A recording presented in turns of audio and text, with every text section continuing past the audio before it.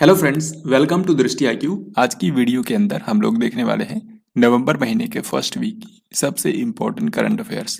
तो नवंबर महीने का पहला सप्ताह बीत चुका है और इस दौरान जो भी करंट अफेयर्स के इम्पोर्टेंट क्वेश्चंस बने हैं वो सभी हम लोग इस वीडियो के अंदर देखने वाले हैं। तो यहाँ पर मैं आपको 1 से लेकर के 7 नवंबर के बीच में 50 मोस्ट इम्पोर्टेंट करंट अफेयर्स के क्वेश्चंस जो हैं वो मैं आपको कराने वाला हूँ।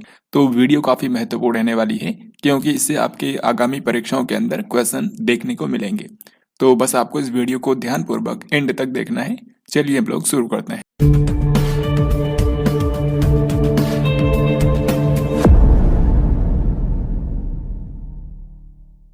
तो सबसे पहला क्वेश्चन है, गुजरात विधानसभा चुनाव 2022 कितने चरण में आयोजित किया जाएगा? तो जैसा कि आप जानते हैं कि गुजरात राज्य के लिए विधानसभा चुनाव हाल ही में अनाउंस कर दिए गए हैं। गुजरात राज्य के अंदर ये जो विधानसभा चुनाव होने वाले हैं ये टोटल 2 चरण में होंगे। तो आंसर हो जाएगा ऑप्शन बी। अब ये 2 चरण में कब कब होगा? एक तो होगा पहले चरण का जो मतदान होगा वो 1 दिसंबर को होगा। इसी तरीके से दूसरे चरण का जो मतदान होगा वो 5 दिसंबर को होगा और जो रिजल्ट है वो जारी किया जाएगा 8 दिसंबर को। यहाँ पर आपको बता दूं कि गुजरात के अंदर विधानसभा सीटों की टोटल संख्या है 182। 182 क्योंकि जब भी किसी राज्य के अंदर विधानसभा चुनाव होता है तो वहां पर कितनी सीटें हैं ये भी एग्जाम में कई बार देखा गया है। एक चीज और आपको बता दूं कि इसी तरीके से हिमाचल प्रदेश के अंदर भी विधानसभा चुनाव होने वाले हैं। हालांकि हिमाचल प्रदेश के अंदर 68 विधानसभा सीटें ही हैं, तो यहाँ पर सिर्फ एक चरण में मतदान होगा और वो कब होगा? 12 नवंबर को। लेकिन हिमाचल प्रदेश हो चाहे या फिर गुजरात हो, रिजल्ट तो एक ही दिन जारी होंगे 8 दिसंबर को। तो ये सभी बातें आपको याद रखनी है। नवंबर और दिसंबर महीने में ये काफी ज्यादा चर्चा में रहने वाला है, तो आपके एग्जाम के अंदर भी पूछा जा सकता है। भारत में हर साल राष्ट्रीय कैंसर जागरूकता दिवस किस दिन मनाया जाता है? तो कैंसर बीमारी की रोकथाम और इसके बारे में लोगों को जागरूक करने के लिए हर साल नेशनल कैंसर अवेयरनेस डे मनाया जाता है 7 नवंबर को। सो आंसर हो जाएगा ऑप्शन डी 7 नवंबर। भारतीय रिजर्व बैंक यानी कि आरबीआई ने थोक व्यापार क्षेत्र में डिजिटल रुपए की प्रायोगिक परियोजना कौन से दिन से शुरू की है?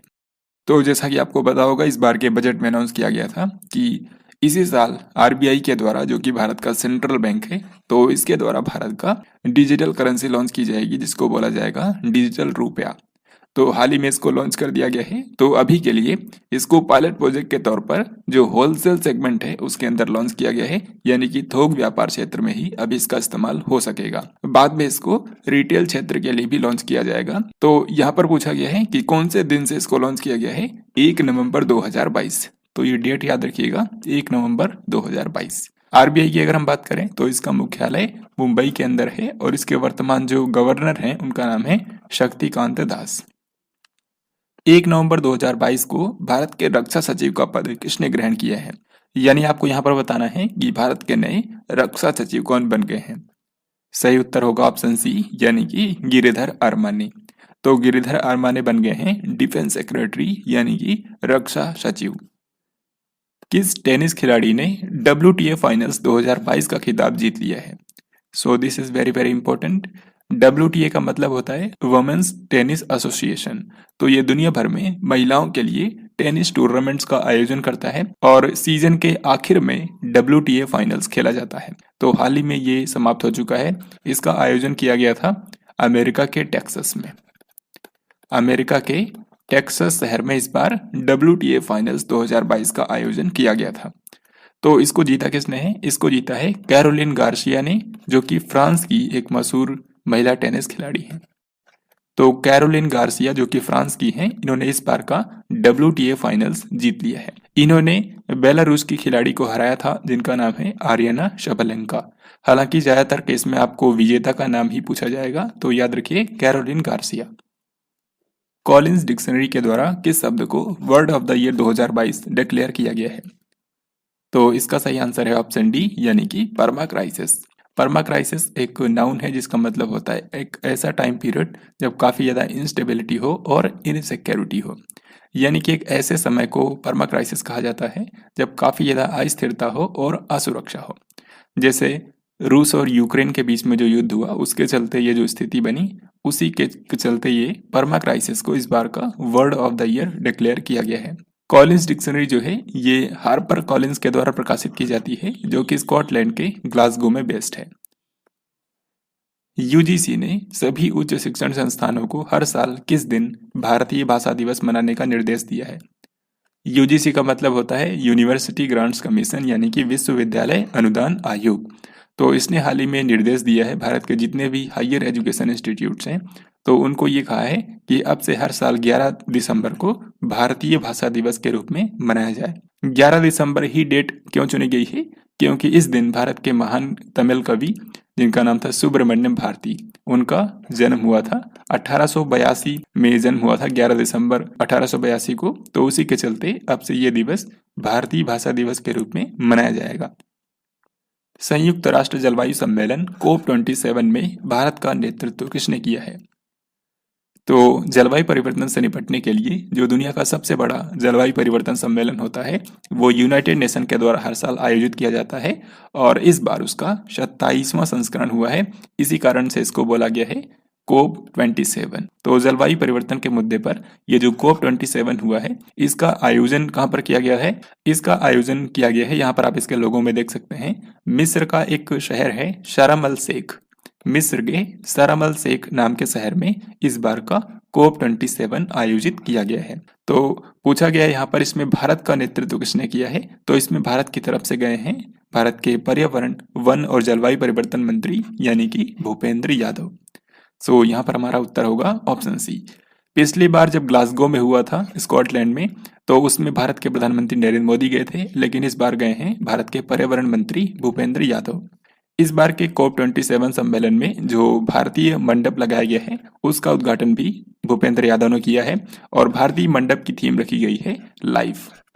आप जानते हैं हाल ही में प्रधानमंत्री नरेंद्र मोदी ने लाइफ पहल का शुभारंभ किया था, जिसका मतलब है लाइफ स्टाइल फॉर एनवायरमेंट। तो यही इस बार की थीम रखी गई थी भारतीय मंडप की, जो कि COP27 में लगाया गया है। अब इस क्वेश्चन के अंदर आपको बताना है कि उत्तर भारत का पहला हाइपर स्केल डेटा सेंटर जिसका नाम है योटा D1, ये कहाँ पर लगाया गया है? तो योटा D1 नाम का जो डेटा सेंटर है ये पूरे भारत का सबसे बड़ा डेटा सेंटर है और उत्तर भारत का पहला हाइपर स्केल डेटा सेंटर है। तो इसको लगाया गया है ग्रेटर नोएडा के अंदर। सो यहाँ पर हमारा आंसर होगा ऑप्शन डी। क्योंकि ये यूपी में लगा है, तो यूपी के जो मुख्यमंत्री हैं यानी कि योगी आदित्यनाथ, उन्होंने हाल ही में इसका उद्घाटन किया है। योटा D1 नाम का ये जो उत्तर भारत का पहला हाइपर स्केल डेटा सेंटर है ये 5,000 करोड़ रुपए की लागत से बनाया गया है और 3 लाख वर्ग फुट के क्षेत्रफल में ये फैला हुआ है।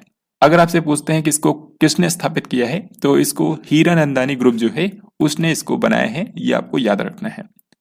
53वां भारतीय अंतर्राष्ट्रीय फिल्म समारोह कौन से राज्य के अंदर आयोजित किया जाएगा? तो भारतीय अंतर्राष्ट्रीय फिल्म समारोह जो होता है ये आप सभी जानते हैं, इसको शॉर्ट में इफ्फी कहा जाता है, जिसका मतलब है इंडियन इंटरनेशनल फिल्म फेस्टिवल। तो इसका हर बार आयोजन एक ही जगह पर होता है, गोवा की राजधानी पणजी में। तो इस बार 53वां संस्करण होने वाला है गोवा की राजधानी पणजी में। और यहाँ पर आप इसके लोगों में देख सकते हैं 20 से लेकर के 28 नवंबर 2022 तक इसका आयोजन होने वाला है। फोर्ब्स के द्वारा जारी विश्व के सर्वश्रेष्ठ नियोक्ता 2022 की सूची में किस कंपनी ने शीर्ष स्थान हासिल किया है? वर्ल्ड बेस्ट एम्प्लॉयर 2022 की जो रैंकिंग है ये हाल ही में जारी कर दी गई है, जिससे पता चलता है कि कौन सी ऐसी कंपनियां हैं जिसमें जो वर्कर्स हैं वो काम करना पसंद करते हैं सबसे ज्यादा। तो पूरी दुनिया में जो नंबर 1 इस मामले में है ये है सैमसंग इलेक्ट्रॉनिक्स, यानी कि यहाँ पर आंसर हो जाएगा सैमसंग ग्रुप। इसके बाद अगर आपसे भारत का पूछा जाए कि भारत की तरफ से कौन नंबर 1 है, तो भारत की तरफ से नंबर 1 है रिलायंस इंडस्ट्रीज लिमिटेड, जो कि मुकेश अंबानी के नेतृत्व वाली कंपनी है। तो रिलायंस जो है ये इस मामले में भारत की तरफ से नंबर 1 है। यहाँ पर आपको दिखाया था फोर्ब्स वर्ल्ड्स बेस्ट एम्प्लॉयर जो लिस्ट जारी हुई है, इसमें नंबर 1 पर है सैमसंग ग्रुप जो कि साउथ कोरिया की कंपनी है। दूसरे नंबर पर है माइक्रोसॉफ्ट, ये अमेरिका में है। तीसरे नंबर पर है IBM अमेरिका। चौथे नंबर पर अल्फाबेट, ये भी अमेरिका। और 5वें नंबर पर है एप्पल, ये भी अमेरिका में है। भारत की अगर हम बात करें तो पूरे टॉप 100 के अंदर सिर्फ एक ही भारत की कंपनी शामिल हो पाई है और वो है रिलायंस इंडस्ट्रीज, जिसने यहाँ पर 20वां स्थान हासिल किया है। तो काफी ज्यादा महत्वपूर्ण हो जाता है, ये आपको याद रखना है। इसके बाद जो भारत की दूसरी कंपनी आती है वो इस लिस्ट में 137वें नंबर पर है, and that is HDFC bank. तो टॉप 100 में भारत की एक ही है, रिलायंस इंडस्ट्रीज। नवंबर 2022 की शुरुआत में कौन सा भारतीय क्रिकेटर T20 अंतर्राष्ट्रीय मैचों में दुनिया का नंबर 1 बल्लेबाज बन गया है? तो जैसा कि आप जानते हैं कि T20 वर्ल्ड कप ऑस्ट्रेलिया के अंदर आयोजित किया जा रहा है, तो उसके चलते जो खिलाड़ियों की रैंकिंग है वो चेंज हो रही है। तो हाल ही में 1 नवंबर 2022 को ICC ने T20 के अंदर रैंकिंग को अपडेट किया है, और उस तरीके से भारत के जो सूर्य कुमार यादव हैं, जो कि हाल ही में काफी चर्चा में हैं, ये दुनिया के नंबर 1 बल्लेबाज बन गए हैं T20 अंतर्राष्ट्रीय मैचों में, क्योंकि इनके पॉइंट्स जो हैं वो सबसे ज्यादा हैं। तो यहाँ पर आंसर हो गया ऑप्शन डी, सूर्य कुमार यादव। सूर्य कुमार यादव से पहले दुनिया के जो नंबर 1 बल्लेबाज थे T20 अंतर्राष्ट्रीय मैचों में, वो थे पाकिस्तान के मोहम्मद रिजवान। यानी कि मोहम्मद रिजवान को पीछे छोड़ करके सूर्य कुमार यादव ने दुनिया में नंबर 1 स्थान हासिल किया है। आपको बता दूं कि जो सूर्य कुमार यादव हैं, इन्होंने पिछले साल ही यहाँ पर अंतर्राष्ट्रीय क्रिकेट में पदार्पण किया था, और इस बार ये काफी ज्यादा चर्चा में है। एक कैलेंडर ईयर में 1000 T20 अंतर्राष्ट्रीय रन बनाने वाले पहले भारतीय खिलाड़ी कौन बन गए हैं? So this is also very very important. एक कैलेंडर ईयर का मतलब होता है 1 जनवरी से लेकर के 31 दिसंबर।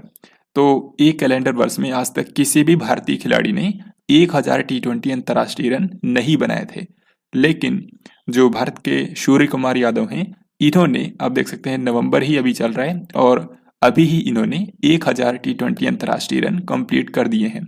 तो इस तरीके से एक कैलेंडर ईयर में 1000 T20 अंतर्राष्ट्रीय रन बनाने वाले पहले भारतीय खिलाड़ी बन गए हैं सूर्य कुमार यादव।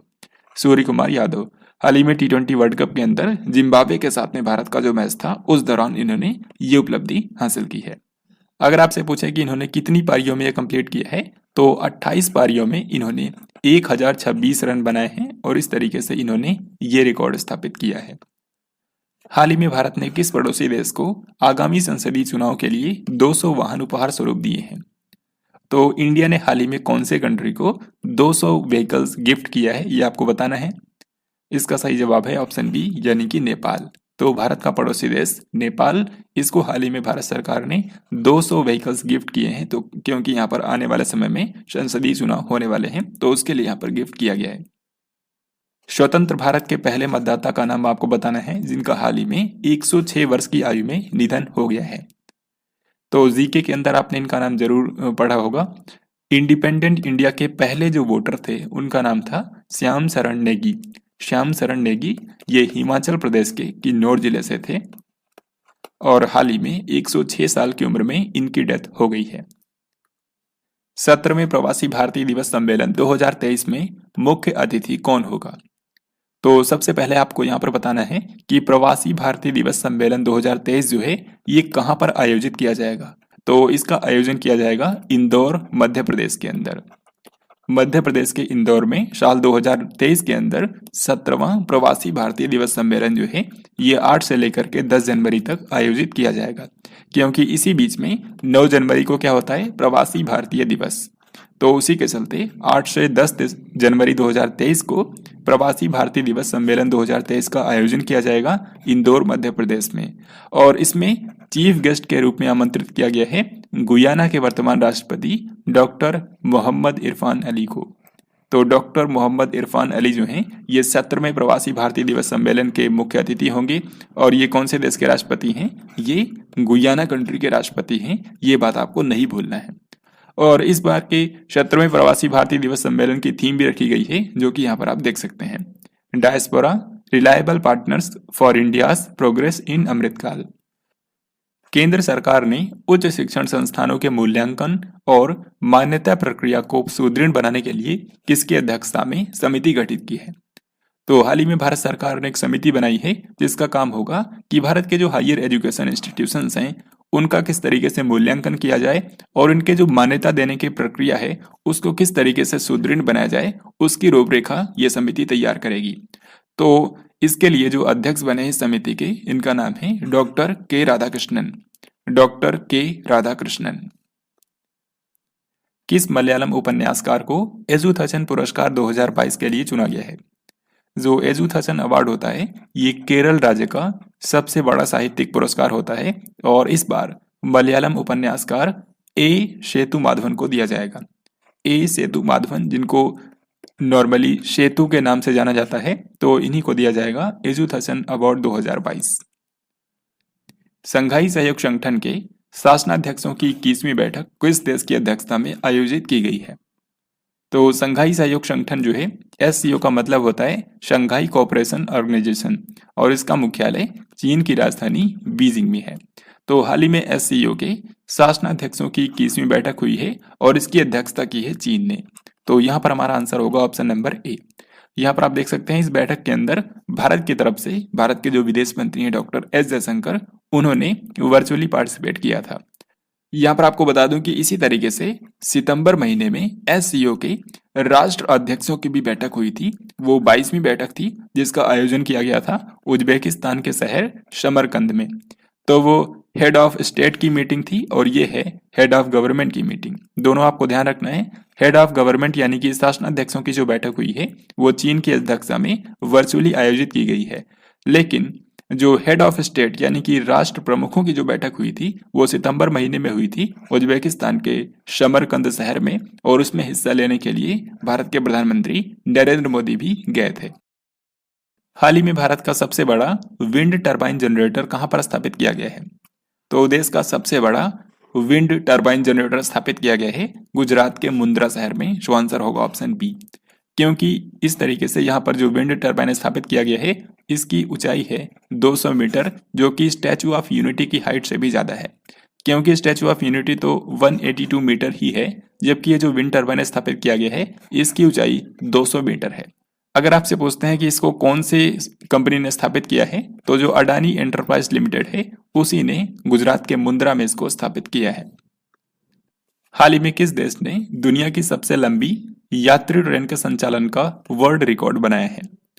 तो दुनिया की सबसे लंबी यात्री ट्रेन का संचालन किया है स्विट्जरलैंड देश ने। स्विट्जरलैंड के अंदर जो पहली ट्रेन चलाई गई थी तो उसकी 175वीं वर्षगांठ के अवसर पर हाल ही में दुनिया की सबसे लंबी यात्री ट्रेन का संचालन किया गया है स्विट्जरलैंड के अंदर। आपको बता दूं कि ये जो ट्रेन का संचालन किया गया है ये 1910 मीटर लंबी थी, यानी कि लगभग 1.9 किलोमीटर।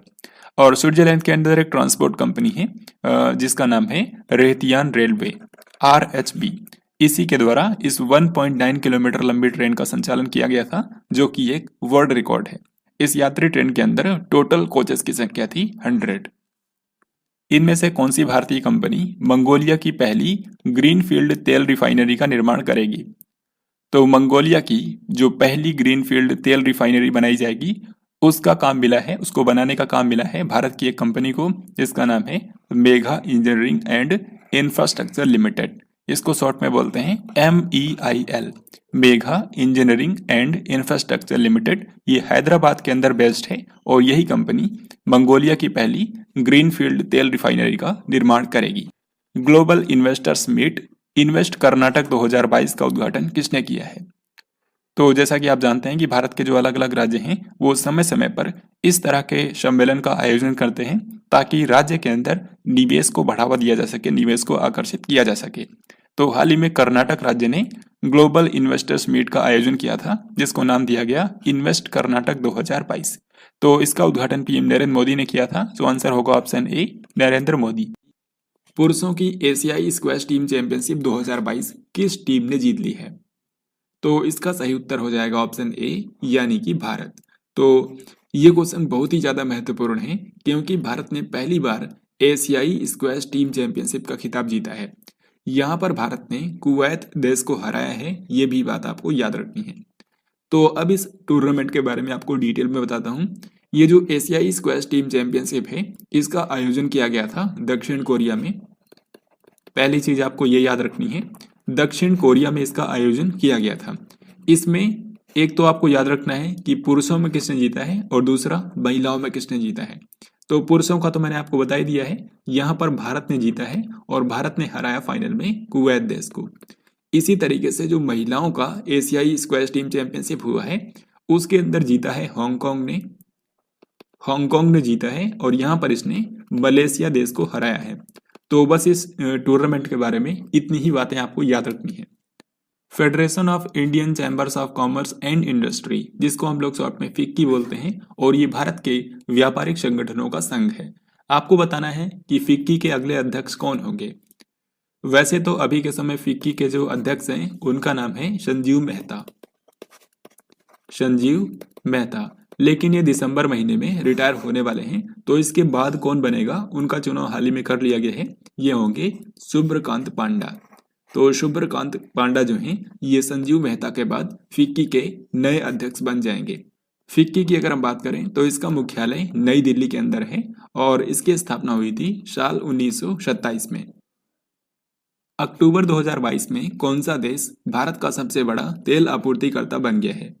यानी कि यहाँ पर आपको बताना है कि भारत का लार्जेस्ट ऑयल सप्लायर कौन सा देश है, यानी कि भारत किस देश से सबसे ज्यादा क्रूड ऑयल परचेज करता है।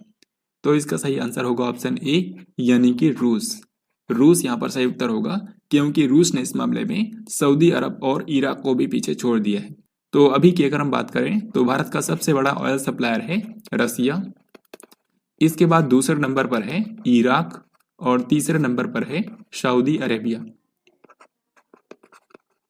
तो इस तरीके से आपको याद रखना है, रसिया भारत का लार्जेस्ट ऑयल सप्लायर बन गया है। सुप्रीम कोर्ट ने शैक्षणिक संस्थाओं में प्रवेश और सरकारी नौकरियों में ईडब्ल्यूएस के लिए, यानी कि जो आर्थिक रूप से कमजोर वर्ग हैं, जिनको इकोनॉमिकली वीकर सेक्शन कहा जाता है, तो इनके लिए कितने % आरक्षण को बरकरार रखा है।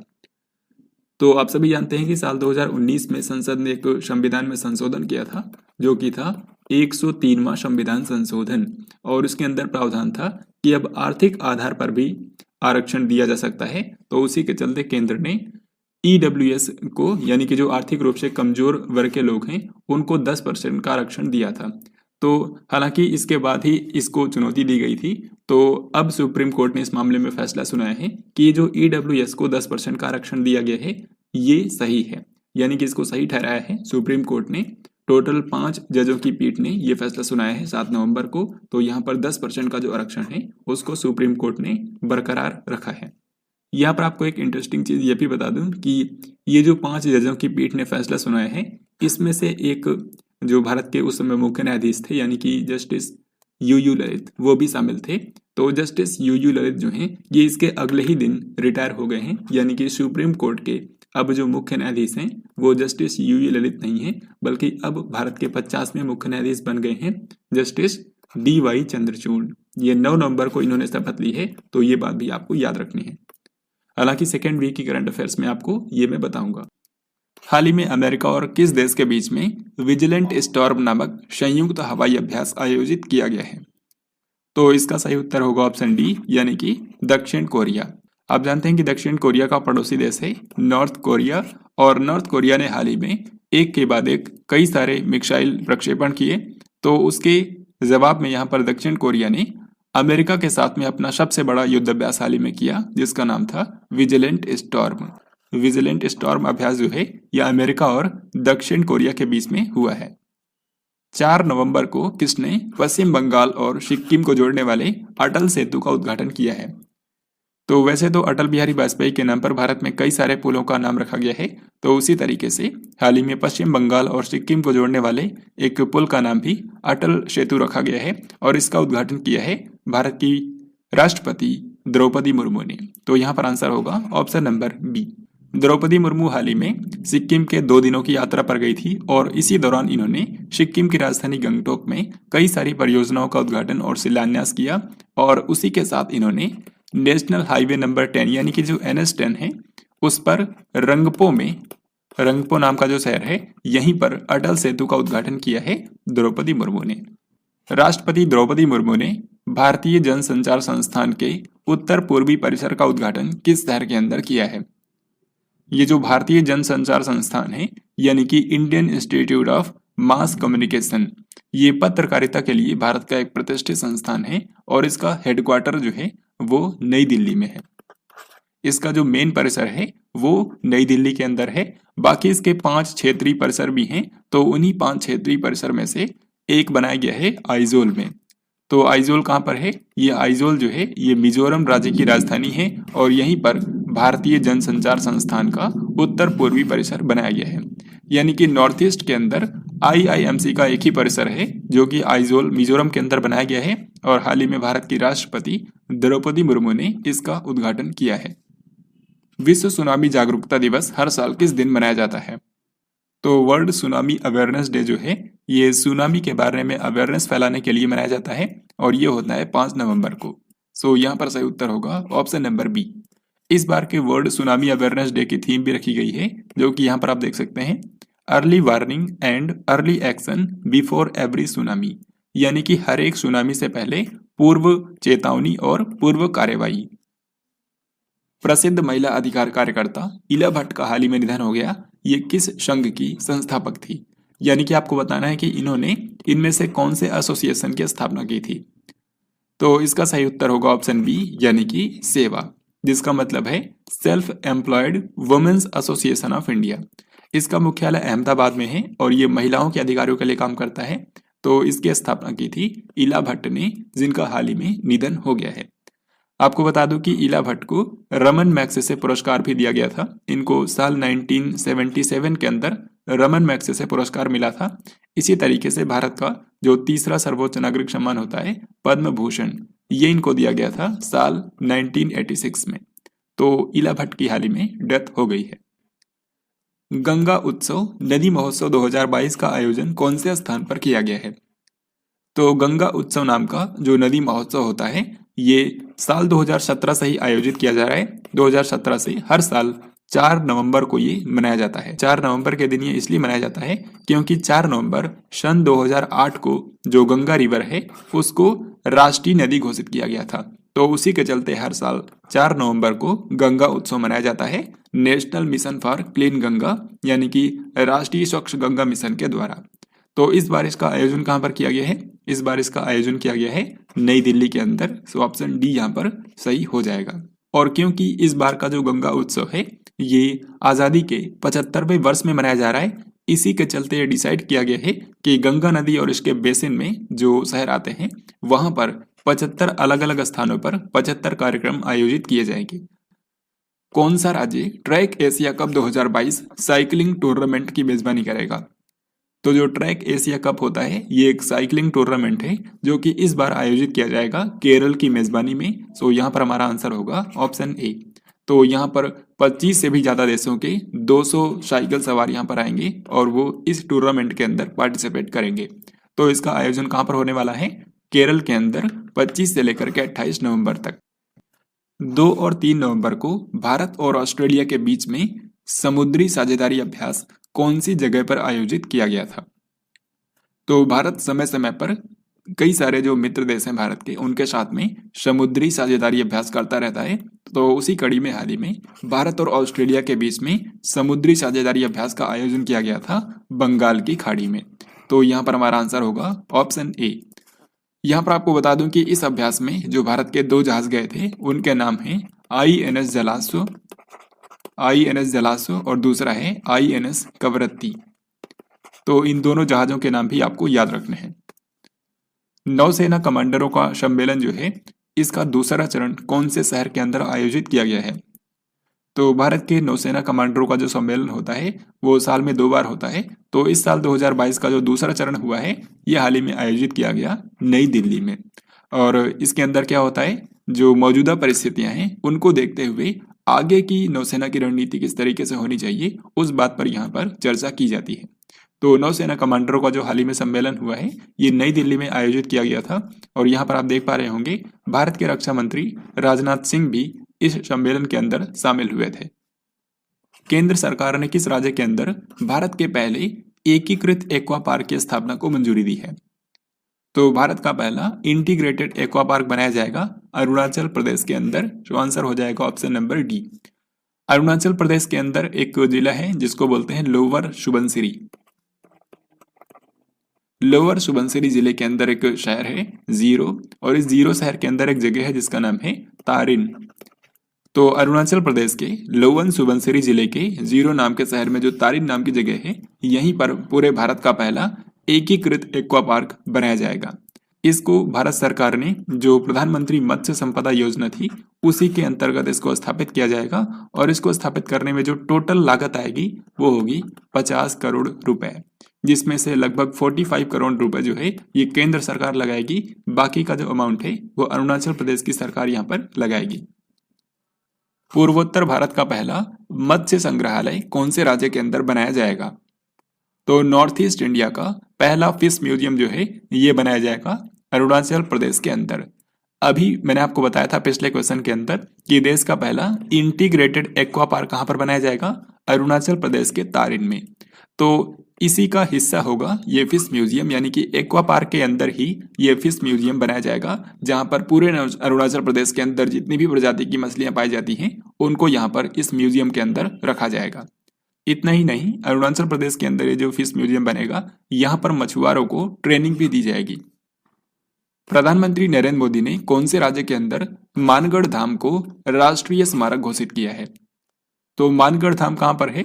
ये है राजस्थान के बांसवाड़ा जिले में, और यहीं पर साल 1913 के अंदर श्री गोविंद गुरु जो कि एक महान संत थे, तो उनके नेतृत्व में भारत के 1500 आदिवासी सैनिकों पर, आदिवासी जो समुदाय के लोग थे 1500 ऐसे लोगों की यहाँ पर अंग्रेजों ने गोली मार करके हत्या कर दी थी। तो उन्हीं जनजातीय लोगों के सम्मान में मानगढ़ धाम में स्मारक बनाया गया था। तो इसको अब राष्ट्रीय स्मारक डिक्लेयर कर दिया है भारत के पीएम नरेंद्र मोदी ने। तो ये कहाँ पर है? मैंने आपको बताया ये राजस्थान के बांसवाड़ा जिले में है। अब इस क्वेश्चन के अंदर आपको बताना है कि 15वां शहरी गतिशीलता भारत सम्मेलन और प्रदर्शनी 2022 किस शहर में आयोजित की गई है? तो ये जो शहरी गतिशीलता शिखर सम्मेलन होता है ये शहरी परिवहन से जुड़ी जो भी समस्याएं हैं उनका समाधान ढूंढने के लिए चर्चा आयोजित की जाती है सम्मेलन में। तो 15वां शहरी गतिशीलता जो शिखर सम्मेलन हुआ है इसका आयोजन किया गया था कोची, केरल में। ये जो सम्मेलन होता है इसका आयोजन किया जाता है भारत के आवास और शहरी कार्य मंत्रालय के द्वारा। तो इस बार आवास और शहरी कार्य मंत्रालय ने केरल सरकार के सहयोग से केरल के कोची शहर में इसका आयोजन किया है। तो इसी के चलते इसका उद्घाटन किया था दो लोगों ने संयुक्त रूप से, एक तो भारत के आवास और शहरी कार्य मंत्री यानी कि हरदीप सिंह पुरी, और दूसरे केरल के जो मुख्यमंत्री हैं यानी कि पिनराई विजयन, दोनों लोगों ने संयुक्त रूप से इसका उद्घाटन किया था।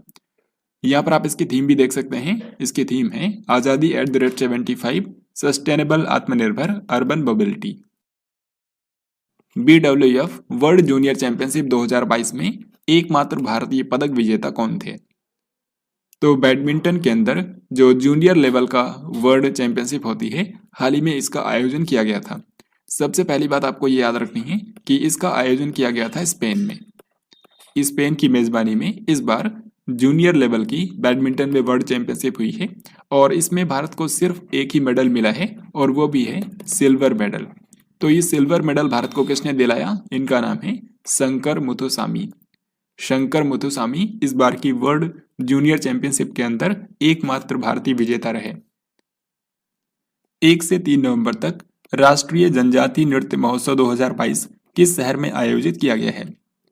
तो ये जो नेशनल ट्राइबल डांस फेस्टिवल होता है इसका आयोजन इस बार किया गया है रायपुर, छत्तीसगढ़ में। तो छत्तीसगढ़ की राजधानी रायपुर में इसका आयोजन किया गया था और ये इसका तीसरा संस्करण था। सबसे पहली बार यह हुआ था साल 2019 में, फिर 2020 में कोविड-19 के चलते नहीं हो पाया था। इसके बाद हुआ 2021 में दूसरा संस्करण और इस बार 2022 में इसका तीसरा संस्करण आयोजित किया गया है छत्तीसगढ़ की राजधानी रायपुर में। ये जो ट्राइबल डांस फेस्टिवल होता है इसमें न केवल भारत के बल्कि दुनिया भर के तमाम देशों के जो आदिवासी कलाकार हैं वो यहाँ पर शामिल होते हैं और यहाँ पर अपना परफॉर्मेंस करते हैं। हाल ही में कैबिनेट ने ईटानगर के होलोंगी में स्थित ग्रीनफील्ड हवाई अड्डे का नाम क्या रखने की मंजूरी दी है? तो ईटानगर आप जानते हैं अरुणाचल प्रदेश की राजधानी है।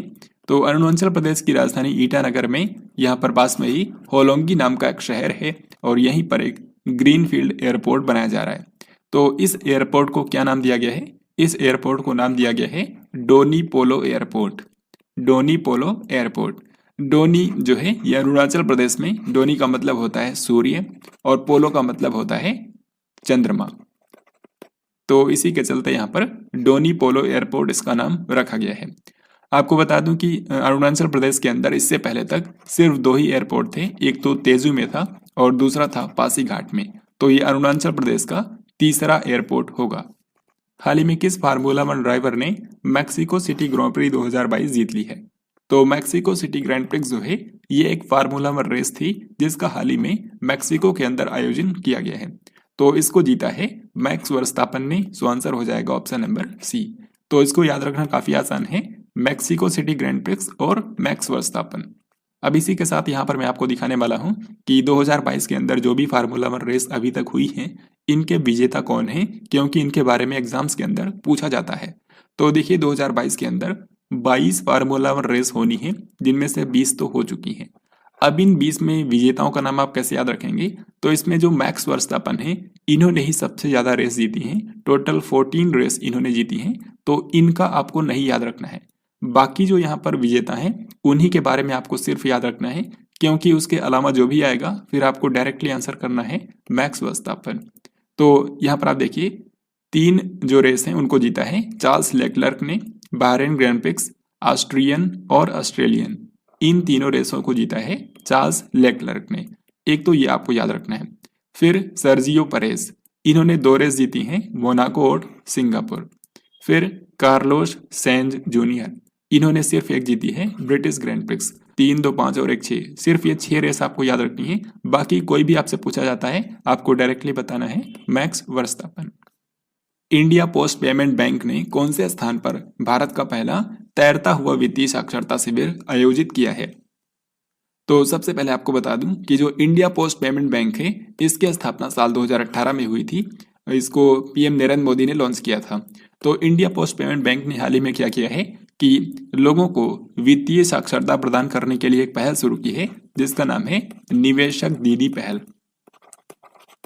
निवेशक दीदी नाम की जो पहल है इसमें कुछ महिलाओं को अपॉइंट किया जाएगा जिनको निवेशक दीदी कहा जाएगा, और उनका काम ये होगा कि जो ग्रामीण स्तर की महिलाएं हैं ग्रामीण क्षेत्रों में उनको वित्तीय साक्षरता प्रदान करना। तो निवेशक दीदी पहल के तहत ही हाल ही में जम्मू कश्मीर के श्रीनगर में जो डल लेक है यहाँ पर एक नौका के ऊपर बैठ करके इस तरीके से वित्तीय साक्षरता शिविर का आयोजन किया गया था। यानी कि जो इसमें निवेशक दीदी हैं उन्होंने वहां पर जो ग्रामीण लोग हैं वहां के उनको वित्तीय साक्षरता के बारे में बताया। तो ये क्योंकि बोट के ऊपर पानी में तैरते हुए इसका आयोजन किया गया था इसीलिए इसको बोला गया है India's first floating financial literacy camp. तो यहाँ पर सही उत्तर हो जाएगा ऑप्शन सी, यानी कि श्रीनगर जम्मू कश्मीर। हाल ही में डीआरडीओ ने कौन से तट से phase 2 ballistic missile defence interceptor AD-1 missile का पहला उड़ान परीक्षण किया है? तो AD-1 मिसाइल जो है ये एक लंबी दूरी की इंटरसेप्टर मिसाइल है। तो इसका फर्स्ट हाल ही में परीक्षण किया गया है। कहां से किया गया? ओडिशा के अंदर। ओडिशा के अंदर आप जानते हैं पहले एक व्हीलर द्वीप हुआ करता था, उसी का अब नाम है doctor APJ Abdul Kalam island. तो वहीं से इसका परीक्षण किया गया है। 2 और 3 नवंबर को इंडिया केम 2022 का आयोजन कौन से स्थान पर किया गया है? यहाँ पर केम का मतलब है केमिकल। तो भारत के अंदर केमिकल और पेट्रोकेमिकल क्षेत्र में निवेश को बढ़ावा देने के लिए यह सम्मेलन होता है जिसको बोलते हैं इंडिया केम। तो इस बार का जो इंडिया केम 2022 सम्मेलन हुआ है इसका आयोजन किया गया था। आप यहाँ पर देख सकते हैं इसके लोगों में भी नई दिल्ली के प्रगति मैदान में 2 से 3 नवंबर तक इसका आयोजन किया गया था। सो आंसर होगा ऑप्शन नंबर डी, नई दिल्ली। अब अगर आपसे यहाँ पर पूछते हैं कि इसका उद्घाटन किसने किया था, तो भारत के जो रसायन और उर्वरक मंत्री हैं यानी कि डॉक्टर मनसुख मांडविया, तो इन्होंने ही इंडिया केम 2022 का उद्घाटन किया है। यहाँ पर आप देख सकते हैं इस बार के सम्मेलन की थीम रखी गई है vision 2030 chemicals and petrochemicals build India. हालांकि थीम के बारे में ज्यादातर नहीं पूछा जाता है, बस आपसे यही पूछा जाएगा या तो इसका उद्घाटन किसने किया या फिर उसका आयोजन कहां पर हुआ है। भारतीय सेना ने दिल्ली कैंट में इलेक्ट्रिक वाहन चार्जिंग पॉइंट स्थापित करने के लिए किसके साथ में सहयोग किया है? तो इंडियन आर्मी ने दिल्ली कैंट यानी कि जो दिल्ली छावनी है उसमें जगह जगह पर इलेक्ट्रिक व्हीकल के लिए चार्जिंग स्टेशन स्थापित करने के लिए टाटा पावर के साथ में समझौता किया है। तो आंसर होगा ऑप्शन नंबर सी। इसके तहत दिल्ली कैंट में 16 इलेक्ट्रिक वाहन चार्जिंग स्टेशन स्थापित किए जाएंगे जहां पर इलेक्ट्रिक व्हीकल्स को चार्ज किया जा सकता है। जमशेद जे ईरानी का हाल ही में निधन हो गया है। इन्हें कौन से साल में पद्म भूषण से सम्मानित किया गया था?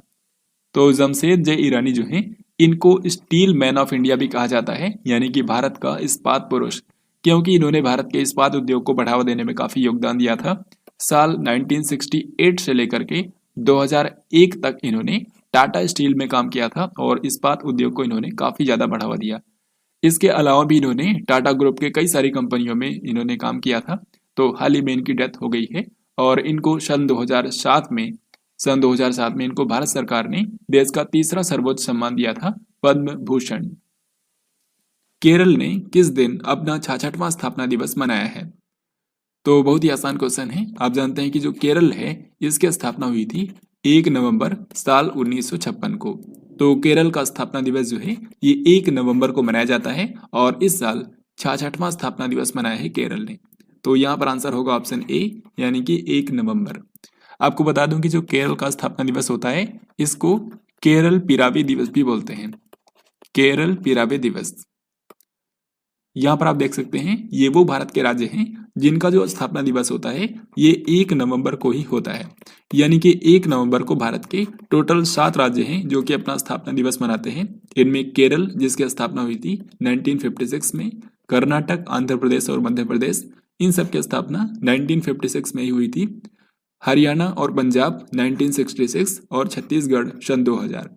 तो ये सभी जो राज्य हैं ये 1 नवंबर को अपना स्थापना दिवस मनाते हैं।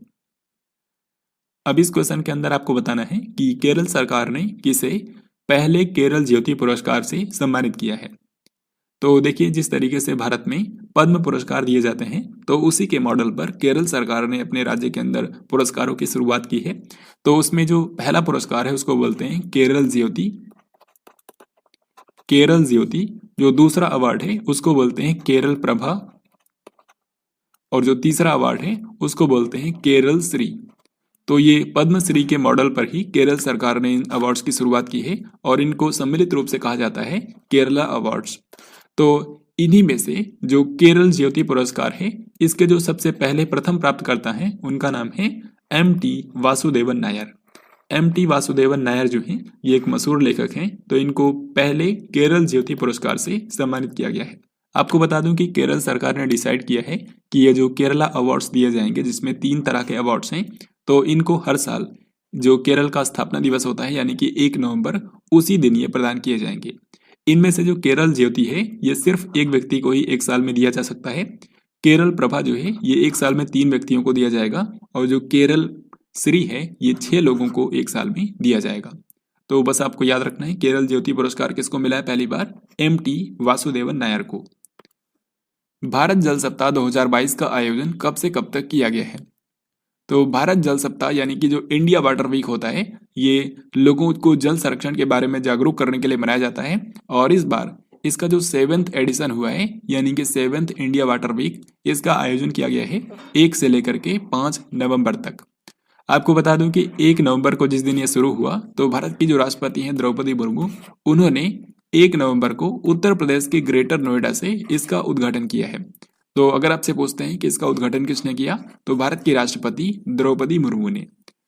इस बार के इंडिया वाटर वीक की थीम भी रखी गई है जो कि यहाँ पर आप देख सकते हैं, water security for sustainable development and equity, यानी कि सतत विकास और समानता के लिए जल सुरक्षा।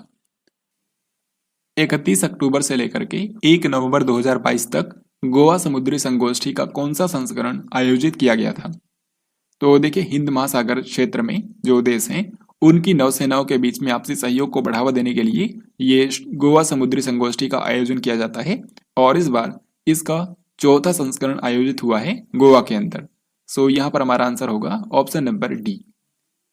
BWF पैरा बैडमिंटन विश्व चैंपियनशिप 2022 में किन 2 भारतीय खिलाड़ियों ने स्वर्ण पदक जीता है?